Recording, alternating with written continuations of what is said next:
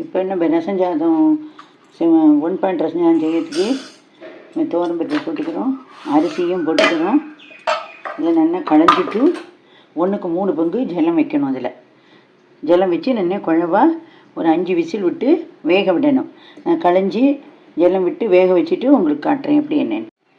நான் இப்போ இது 1க்கு 3 பங்கு ஜலம் விடணும். 1.25 கப்பு வந்திருக்கு பருப்போடு சேர்த்து. அதுக்கு 3.25 விடுறதுக்கு நான் 4 டம்ளராகவே விடுறேன். ரசம் சாதங்கிறது நல்லா குழஞ்சி வரணும், அதுக்காக 5 விசில் விட்டு எடுத்துப்போம்.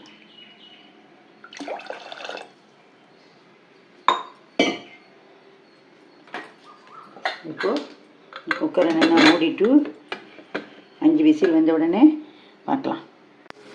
இப்போ ரசத்துக்கு நான் புளியை கரைச்சி வச்சுட்டேன். புளியை கரைச்சி வச்சுட்டாச்சு. இப்போ இதில் நான் ரசப்பொடி, மஞ்சள் பொடி, தனி மிளகாத்தூள் இதெல்லாம் போட்டுருக்கேன். உப்பு போட்டுக்கிறேன். அப்புறம் பெருங்காய ஜலம், கருவேப்பிலை இல்லை அதனால இருக்கிற கருவேப்பிலையை போட்டுண்டாச்சு. பச்சை மிளகாய், அப்புறம் இதில் தக்காளி,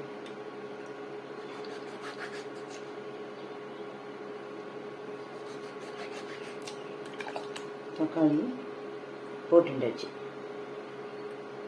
இதையும் நல்லா கட் பண்ணிவிட்டு 2 தக்காளி நான் போட்டுருக்கேன். இந்த ஒரு தக்காளியை நான் மிக்ஸி ஜாரில் அரைச்சிட்டு போட போகிறேன். அது எப்படின்ட்டு பார்ப்போம்.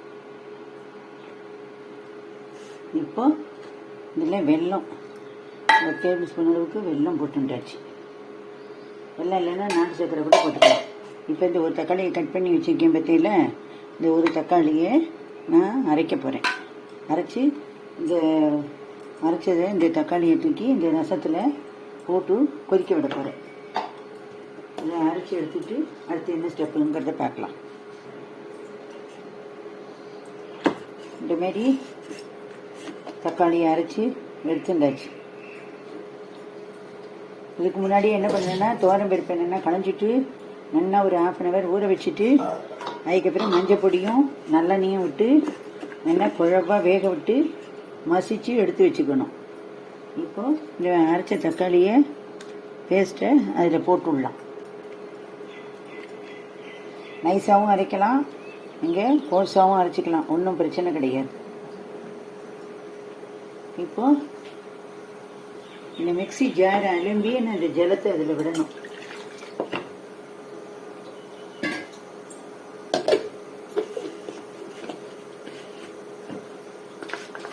இந்த ஒரு ரெசிபிலேயே உங்களுக்கு 2 ரெசிபி வந்த மாரி ஆகிடும். ரசம் வைக்கிறது எப்படிங்கிறதும் தெரிஞ்சுடலாம். இந்தமாரி 1 பாட்டில் ரசம் சாதம் எப்படி பண்ணுறது அப்படிங்கிறதையும் ஈஸி மெத்தடில், குயிக் மெத்தடில் லஞ்ச் பாக்ஸ் ரெசிபியாக எப்படி பண்ணுறதுங்கிறதையும் தெரிஞ்சுக்கலாம். அவ்வளோதான். என்ன இருந்தாலும் கைனால் இந்தமாரி கொஞ்சம் அரைச்சி விட்டுக்கோங்க. இப்போ இது நல்லா கொதிக்க விடணும். இந்த நம்மளுடைய ரசம் இப்போ எண்ணெய் கொதித்து வர ஆரம்பிக்கிறது. அப்படின்னு எண்ணெய் கொதித்து இதில் இருக்கிற இந்த தக்காளியெல்லாம் தோல் வெடித்து வர அளவுக்கு கொதிக்கணும். இந்த ரசப்பொடி பச்சை வாசனை போகணும். தனி மிளகாத்தூள் ரசப்பொடியெல்லாம். தனி மிளகாத்தூளுக்கு நான் தனியாக ஒரு வீடியோ போட்டிருக்கேன், தேவைப்படுறவா இது நம்ம கிச்சனில் போய் பாருங்க. இப்போ ரசத்துக்காக நம்ம பருப்பு ஒரு 1/4 அழாக்கு வேக வச்சு கரைச்சி வச்சுருக்கோம். ரசம் ரெடியானோடனே அதில் விடணும். ரசம் நல்லா கொதிக்கட்டும், பார்க்கலாம். நம்மளுடைய ரசம் இந்த அளவுக்கு நல்லா கொதித்து சுண்டி வந்துடுத்து பருப்பு ரசம். இப்போ பருப்பு நம்ம வச்சுருந்ததை அதில் விடணும். விட்டுட்டு நல்லா நுரைச்சி வரணும். அடுப்பை பெருசில் வச்சு நுரைச்சி வர வரைக்கும் பக்கத்துலேயே இருங்கோ. நல்லா நுரைச்சி வந்த உடனே பார்த்துக்கலாம். இப்போ நம்மளுடைய ரசம் நல்லா ஜம்முன்னு நுரகட்டி வந்துட்டு நான் அடுப்பை ஆஃப் பண்ணிடுறேன். இப்போ இதே நல்லா ரசம் நம்ம சாதத்தில் விட்டுன்னு சாப்பிட்றதுனா இதில் நெய்யை இல்லை கடுகு தாளித்து கொட்டிட்டு கொத்தமல்லியை தூவிட்டு ஒரு 10 நிமிஷம் அந்த கொத்தமல்லி எசன்ஸ்லாம் அதில் இறங்குற வரைக்கும் விட்டுட்டு அதுக்கப்புறம் நம்ம அப்படியே விட்டுட்டு சாப்பிடலாம். இப்போ இது வந்து ஒன் பார்ட் ரசம் அப்படிங்கிறதுனால இது எப்படி பண்ணணும் அப்படிங்கிறத பார்க்கலாம். நம்ம வந்து அப்படியே நம்ம குழந்தைகள் வயசானவா எல்லாருக்கும் அதுமாரி பேஷண்ட்டு எல்லோரும் அதை சாப்பிடலாம். டேஸ்ட்டாக ருசியாக இருக்கும். இது ரிச் ப்ரோட்டீன் இருக்குது. இப்போ வந்து இதை நல்லா வடிகட்டி எடுத்துக்கணும். இந்தமாரி ஒரு பாத்திரத்தில் இந்த வடிகட்டியை போட்டுட்டு இதுமாரி ரசத்தை வெறுங்க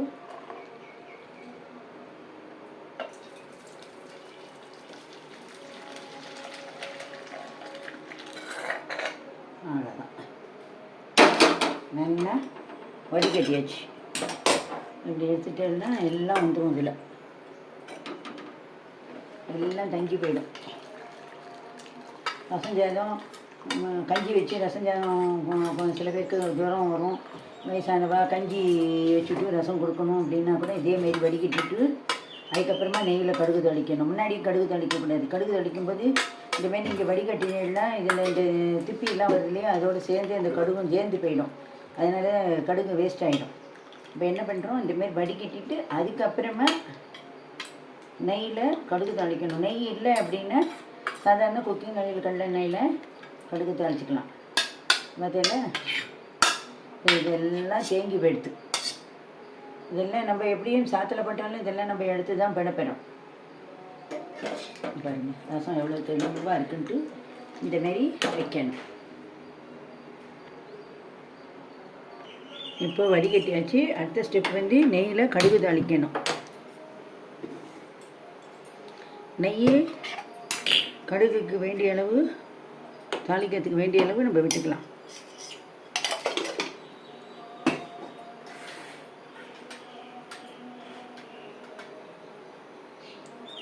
கடுகு போட்டுண்டாச்சு.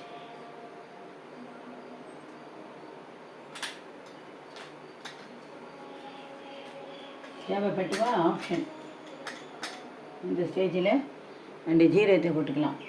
இல்லை அப்படின்னா மிளகு ஜீரக பொடி பண்ணி வச்சுட்டு மிளகு 2 பங்குன்னா ஜீரகம் 1 பங்கு அந்த ரேஷியோவில் ட்ரை ரோஸ்ட் பண்ணி வறுத்து கோர்ஸாக பொடி பண்ணி வச்சுட்டோம்னே இந்தமாரி தாளிக்கும் போதும் போட்டு தாளிக்கலாம். இல்லை அப்படின்னா ரசத்தில் அந்த பொடியை போட்டுட்டு அதுக்கு மேலே நம்ம தாளித்து கடுகை தாளித்து அது மேலே கொட்டணும்.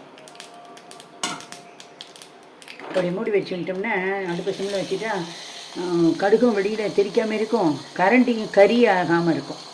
இந்தமாரி வச்சு விடுங்க. கடுகு வடிக்கும்போது தானாக தெரியும். இந்த பருப்பு ரசம் இப்போ வச்சுருக்கோம் இல்லையா, இந்த பருப்பு ரசத்தில் தான் நம்ம வந்து இந்த 1 பாட் ரசம் சாதம் வைக்கணுமா அப்படின்னா அப்படிலாம் கிடையாது. 1 பாட் ரசம் சாதம் வந்து தக்காளி ரசத்தில் வைக்கலாம், வெறும் தக்காளி போட்டாது, தக்காளி பருப்பு ரசம் வைக்கலாம், ஜீரக ரசம் வைக்கலாம், மிளகு ஜீரக ரசம் வைக்கலாம், மைசூர் ரசம், அந்தமாரி நிறைய ரசம் வெரைட்டிஸ்லாம் இல்லை. எதில் வேணாலும் இந்த டிஷ் வந்து பண்ணலாம்.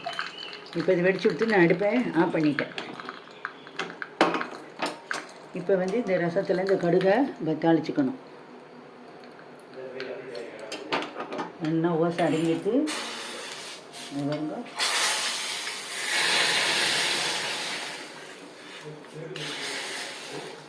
நம்ம ரசமாக குடிக்கிறேங்கிற வாழ்க்கை இப்படியே விட்டும் குடிக்கலாம். அப்புறம் துளசி ரசம் வைக்கலாம், கருவேப்பிலை ரசம் வைக்கலாம், புதினா ரசம் வைக்கலாம். எல்லாம் எந்த ரசத்துக்கும் இந்தமாரி 1 பாட் ரசம் ஏற்றுது. இப்போ சாதம் எப்படி வந்திருக்கு நம்ம பார்க்கலாம். ஜம்முன்னு அருமையாக குழவாக வந்துடுது.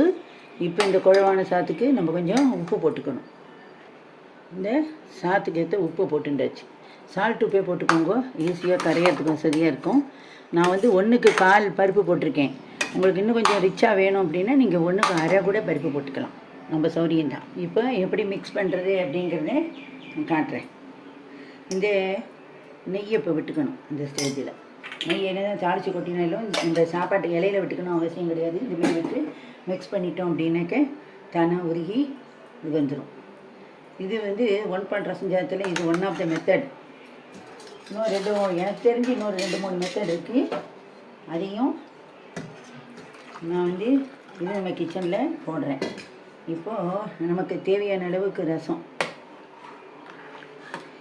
என்ன பண்ணலாம் அப்படின்னா இந்தமாரி தேவையான ரசத்தை விட்டுட்டு கலக்கி வைக்கிறது வைக்கலாம். இல்லை அப்படின்னா ஒரே ஒரு விசில் விட்டுட்டோம்னா இன்னும் ஜம்முன்னு இது வந்து ரெடி ஆகிடும். இப்போ என்ன பண்ண போகிறோம் அப்படின்னா, நான் என்ன பண்ணுறேன் அப்படின்னா, இதில் ஒரே ஒரு விசில் விட போகிறேன். ஒரே ஒரு விசில் விட்டேன்னா இன்னும் ஜம்முன்னு ஆகிடும். ஆனால் சாதம் இறுகின்றதுன்னா மறுபடியும் இந்த ஏன்கள் இருக்கிற ரசம் இருக்குது பார்த்தீங்களா, இதை சாப்பிட்ற நேரத்துக்கு சுட வச்சுட்டு அதை இதில் கொட்டி மிக்ஸ் பண்ணி சாதம் பரிமாறணும். இப்போ இதை அடுப்பில் தூக்கி வச்சு நான் ஒரே ஒரு விசில் விட போகிறேன். இதே மெத்தடில் நான் சொன்ன மாரி ஸ்டெப் பை ஸ்டெப்பாக பண்ணுங்க, சூப்பராக இருக்கும். இப்போ ஒரு விசில் வரட்டும், பார்க்கலாம். நம்ம இப்போ ரசம் சாதத்துக்கு 1 விசில் விட்டோம் இல்லையா, விசில் அடங்கிட்டோம். எப்படி வந்திருக்குங்கிறது பார்க்கலாம். நல்லா தளன்னு வந்திருக்கு. வாசனை கமன்னு இருக்குது. இந்தமாரி இருக்கும். இப்போ சாப்பிட்ற நேரத்துக்கு கட்டி ஆகிடும். இப்போ இந்தமாரி தான் இருக்கணும். இறக்குற பக்கம் இப்படி தான் இருக்கணும். சாப்பிட்ற நேரத்து தளன்னு இருக்கணும். ரசம் பத்தலை அப்படின்னா இன்னும் கொஞ்சம் ரசத்தை சாப்பிட்ற நேரத்துக்கு ரொம்ப கெட்டியாகிட்டு ஓட உங்களுக்கு வேணும்னு விருப்பப்படுறவெல்லாம் இருக்கா. அதுமாரி இருக்கவளுக்கு நான் மூடி வச்சு விட்றேன், ஆறாமல் இருக்கும். இப்போ வந்து அந்த சாப்பிட்ற நேரத்துக்கு ஒரு தேவையான அளவு எக்ஸ்ட்ரா ரசம் வச்சுருக்கோம் இல்லையா, அதுலேருந்து ஒரு 2 கரண்டியோ ஒரு 2 தேவைப்படுறதை விட்டுண்டு கலந்து சாப்பிட வேண்டியதான். இது வந்து பரிமாற நேரத்துக்கு நான் எப்படி ஏனத்தில் எடுத்து போட்டு எந்த அளவுக்கு கெட்டியாக வந்திருக்கு அப்படிங்கிறத காட்டுறேன்.